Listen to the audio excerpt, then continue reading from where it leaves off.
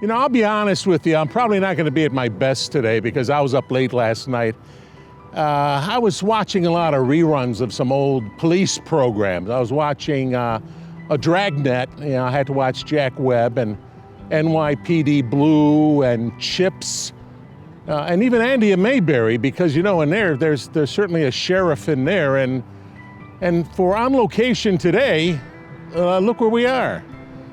We're at the Southern Precinct of the Harford County Sheriff's Department, and I get to meet the sheriff. I'm Ken Kiedrowski, and you're On Location.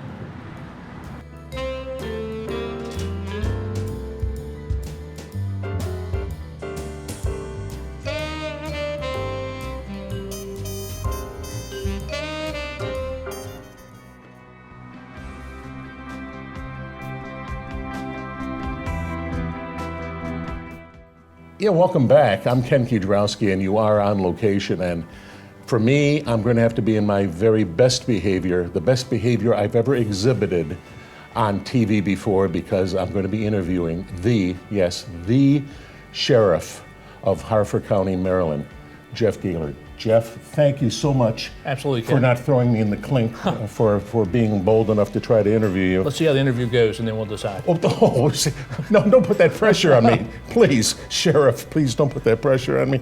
All right, I'll try to behave. All right, how long have you been the sheriff of wonderful Harford County? Well, fortunately, in the end of last year, the last 18, I was reelected, so I'm in the early part of my second term, so about 4.5 years so far. 4.5 years? Yes. And you've seen it all in 4.5 years. Unfortunately, much to my delight, I've seen so much good becoming part of the Harford County Sheriff's Office, joining the men and women here. And tragically, we have seen the absolute worst day that this office has probably ever seen in its 245-year history. Of course, February 10th, 2016, the day we lost 2 of our deputies in Abingdon at the Panera Bread. Well, I was going to save that for later in the program, but as long as you're talking about it, so let's give proper honor and respect to the officers, their names, and what were they doing on that day again? Well, Pat Daly was assigned to our civil division, and he responded to a call he didn't necessarily need to respond to because that was Pat. It was a suspicious person call. Somebody had called and thought this person might be wanted. Pat went into the restaurant, and he was immediately executed by the shooter, who fled the business. And Mark Logston, both of our deputies, previous service members for our country. Mark Logston, who was assigned community policing. Again, another deputy, not on patrol, not patrol services, but community policing, who responded hearing the call for an officer down. And they set up a perimeter, and as we approached one area, as Mark and his partner approached one area, the suspect began shooting, and unfortunately had a tragic shot that caught Mark between the vest and took his life. I know that the folks at home will see the memorial for the gentleman and other officers who have fallen in the line of duty, and their names will be up on the screen. And I've talked to other people in different lines of endeavor, the school superintendents, how did they get to be a school superintendent, various other things. So when would you start when watching police shows when you were a little boy, deciding you'd like to be an law enforcement? It's funny, I just told this story to someone else the other day. I wanted to be an astronaut. In elementary school, I wanted to be an astronaut. I guess at some point from elementary school to high school, I figured out I wasn't smart enough, so for sure, to be one of the men and women who serve our country in that role. But I got interested in policing, and certainly I got interested in the state police, and I can remember writing an essay in 10th grade, North Harford High School, about researching the state police and writing an essay about that. And that's kind of where I put my path and my heart. And I was fortunate out of high school a year to be hired by the state police as a cadet. And I spent 28 years there, going through the ranks, ultimately retiring in 2012 at the rank of captain.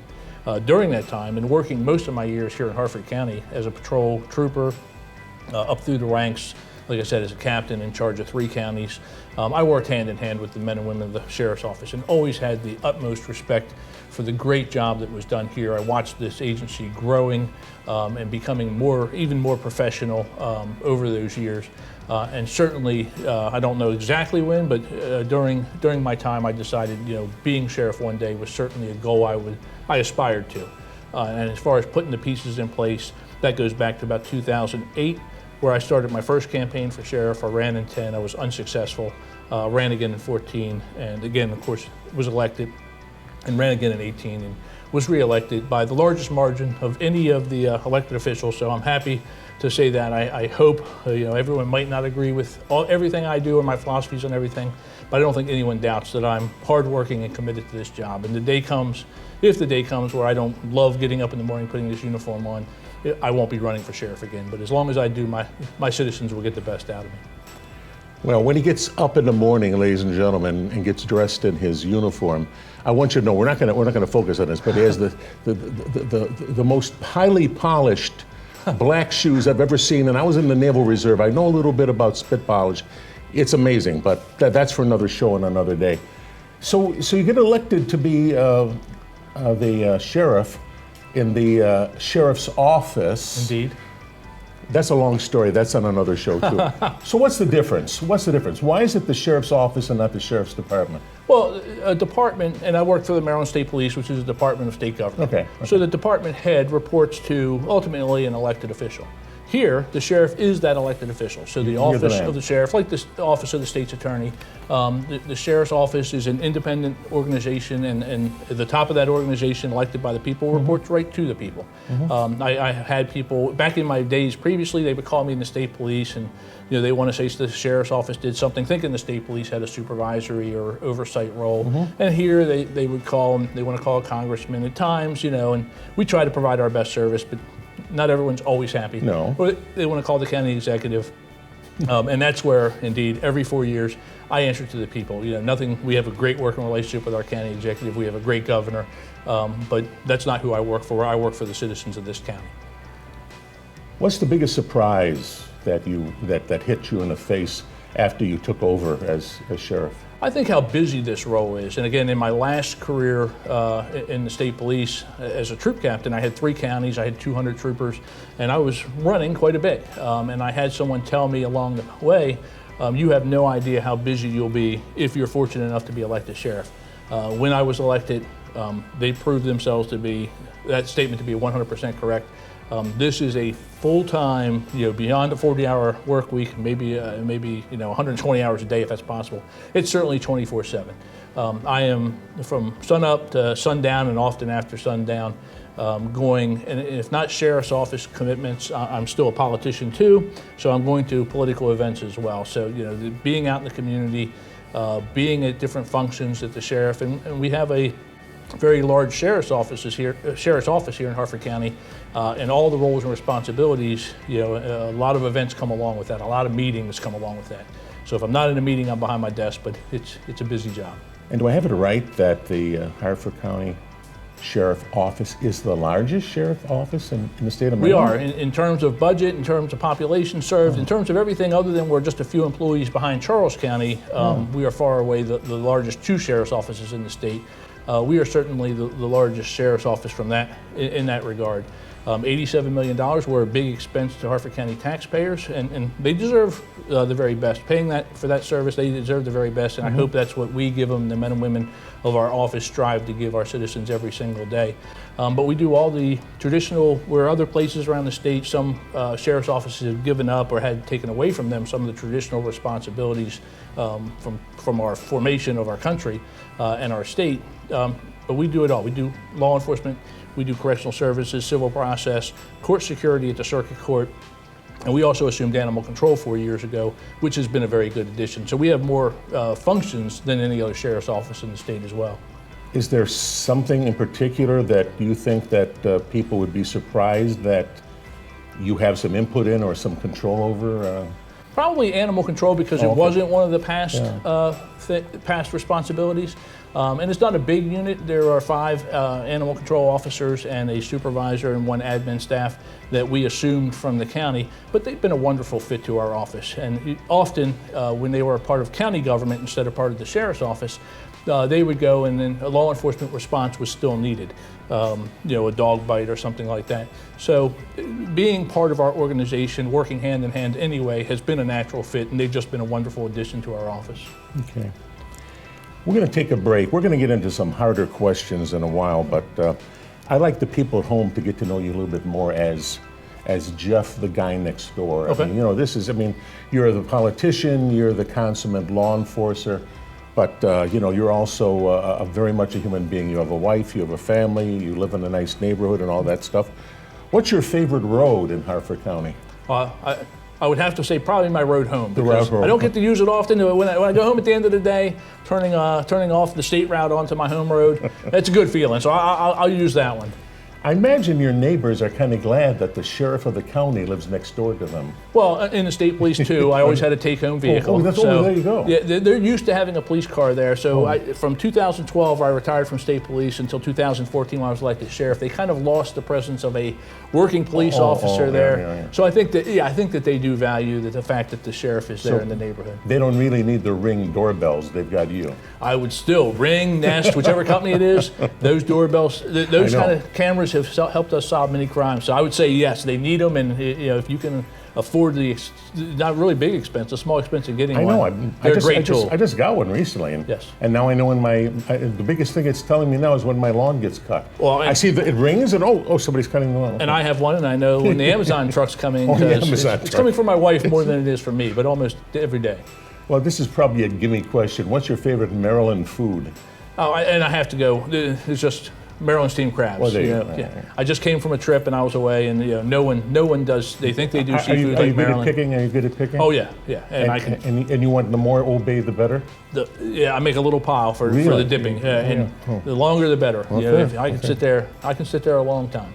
How about your favorite Maryland sport team? That one a little more difficult. I'm not a big sports guy, but I'd have to probably go with the Ironbirds right here in Harford County. Safe.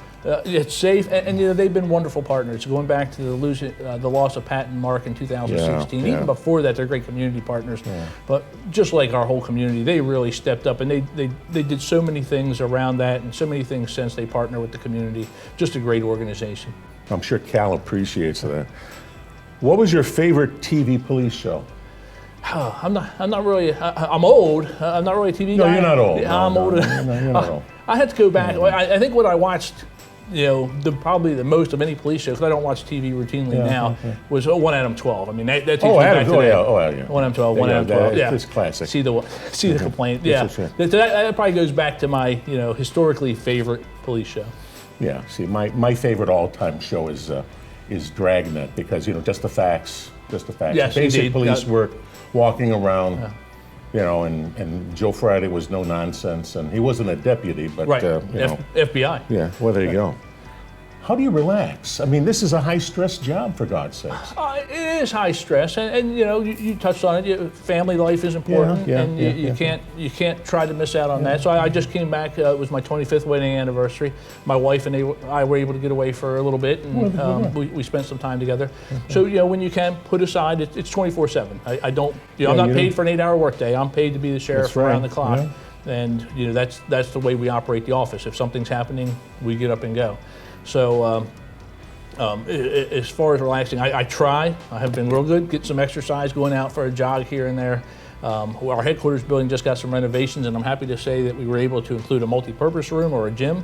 So I'm hoping to spend a little more time in there. But those are the kind of things that I do to relax. My wife would tell you I need a little more of them. And now for you people out there who don't believe that On Location asks the hard questions, here's the question that a lot of my friends and relatives know I wanted to ask the sheriff. They said I didn't have the guts to ask him, but I'm going to ask him. Where are the best donuts in Harford County? Well, that's a tough one, because I don't want to give one business an unfair advantage and have someone else mad at me. But right across the street from me is Dunkin' Donuts. And I'm there every morning. So you've heard it first. Yeah. And there's a lot of locations here in our county, and they've been great partners too. We have National Coffee with a Cop Day coming up in October, and we partnered with our Dunkin' Donuts last year. We're going to do it again this year. So we'll have deputies at the various Dunkin' Donuts locations around Harford County. Well, and good old Dunkin' Donuts, if the sheriff won't accept the delivery of the donuts here, I'll take them and I'll distribute it at Armstrong Cable. We'll work out a deal. And now we're going to switch from a little bit of silliness to being very, very serious, and that is the opioid crisis. I mean, this has to be like the number one thing on your to-do list in Harford County. Indeed, coming into office, running for, particularly in the 2014 campaign, the opioid epidemic was really starting to spin up, and we were seeing more and more loss of life and overdose response. So I committed during my campaign that we would make that the focal point of our efforts, and we have. I'm happy to say we've lived up to that effort. I'm unhappy to say that, year after year we've seen increases. From 17 into 18, we saw the first decline in all those years of less loss of life. And I'm hopeful that the many efforts that we have initiated here in our county, we were the only jurisdiction in the state to see that decline in fatals. I hope that's a trend that continues. We were the only community in the state to see that. And I think it's because we've worked, not just the sheriff's office trying something, but as a collaborative effort, working with our county executive, working with his departments working with our state's attorney. I formed a HOPE work group, our corrections, our law enforcement, our citizens, our health care, our schools, and brought in recovering addicts themselves. And we also brought in loved ones who have lost people to addiction. And we all sat around and we said, okay, we're going after dealers, we're doing these law enforcement things, what else can we do? And we came up with things like the awareness signs, the Hope House, which provides young people or adults the opportunity to go through and learn where young people, indicators that might show a young person has a drug problem, and get treatment information, and it's to raise awareness. Our Pledge program, which we just started recently, which focuses on elementary school, educating young people in our elementary schools on the dangers of addiction and also refusal skills. Things like our substance abuse unit at the detention center. We've graduated 10 classes of inmates through this 10-week program. We just graduated our first class last week of women, our first women's program. So we're not just trying to go at this from a lock 'em up, throw away the key mentality or philosophy. We are fighting it on all fronts. Education, prevention, and treatment, along with enforcement, is going to be how our nation, and our state and our county deals with the opioid epidemic. Most of the people out there watching are your typical good citizens. I mean, they follow the rules, most of them, or they try to follow the rules. And if they see a police car, a sheriff's car near them, they slow down. Sure. And I don't know, do sheriff's deputies get ticked off a little bit when they do exactly 30 miles an hour and they've got to go somewhere? No, I would say not ticked off. Now, I've been in that situation where you're probably responding to a call for service, and you run up behind somebody, and it's not a call for service necessitating a lights and siren. Yeah, right. But you still want to get to the call for service because right. you know people are waiting and there's something happening. So I won't say they never get frustrated, but from the citizen standpoint, and this just happened to me the other day. I was out in town in my personal truck, and I'm driving through town, and a Bel Air Town police car comes behind me. No one likes having a police car behind them, including the sheriff. Really? Oh yeah. It's the same feeling. But you can take out your wallet and say, see, right here? Well, I hope that's Sheriff. not the case. I hope that's Sheriff, bud. Right. Sheriff. Yeah, and if deserving, and they say, thank you, Sheriff, I need your driver's license or registration card. If it deserves it, if the offense deserves it. But and no one likes having a police car behind them, and you're going to drive more cautiously, and probably going to be inclined to make more mistakes when you do it. What's the biggest mistake that a law-abiding citizen makes when dealing with a sheriff's deputy?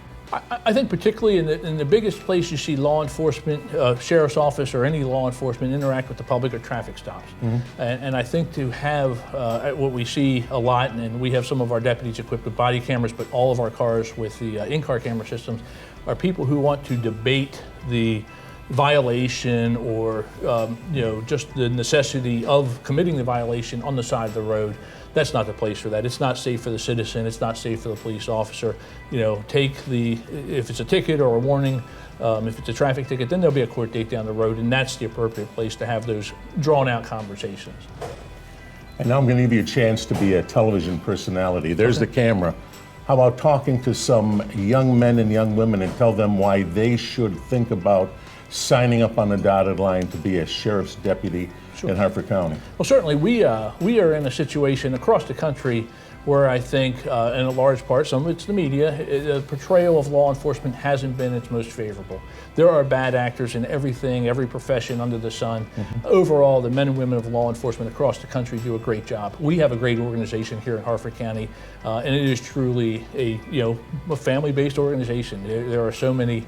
I was shocked coming into office by how many families there literally are. but it's a great organization. Both corrections and law enforcement, we're pretty much always looking for qualified men and women. Lateral processes, which if you're already certified as a correctional officer or a police officer, to come over and join our group, or if you're a young man or woman, not even that, you don't have to be young, as long as you can pass the PT, a interested man or woman who wants to become part of a recruit class for law enforcement or corrections. Corrections, we're pretty much running around the clock, hiring processes. Law enforcement, we always have an interest list available on our website. But again, this is just a great organization. If you are even slightly indicating or thinking about a career in law enforcement or corrections might be the right thing for you, I would encourage people to give us a look, because coming out of the state police, interacting across this state with many of the other police departments and sheriff's offices, this organization, because of our size, because of our roles and responsibilities in the office, gives you an opportunity not only to be a police officer, full service out in the community, answering calls for service, but also to look down the road at your career, move up in rank, or move in the specialty fields that we have. And you saw many of the specialty units outside. Some sheriff's offices are small, can't offer that much diversity in the different roles and responsibilities. Well, at the end of the program, there'll be a screen up and people will see, I guess, the website, and they can kind of find out the information they need from the website is how they... HarfordSheriff.org, and you can see employment opportunities, even civilians. If we have civilian openings for different positions within our civilian positions, they're posted there as well. Sheriff Jeff Gahler, thank you so much. Absolutely, Ken. Thank for you. taking the time. It's been a privilege. It's been an honor, and I promise I'll keep the speed down on the roads. When I'm on 165, I'll watch it, and I'll watch it. And as a retired school administrator, I always give the school buses all the courtesy, all the honor that they deserve. So thank you for being with us here. Thank you for coming down. This is still on location, and listen, after I get fingerprinted and they take my mud shots, we'll be right back.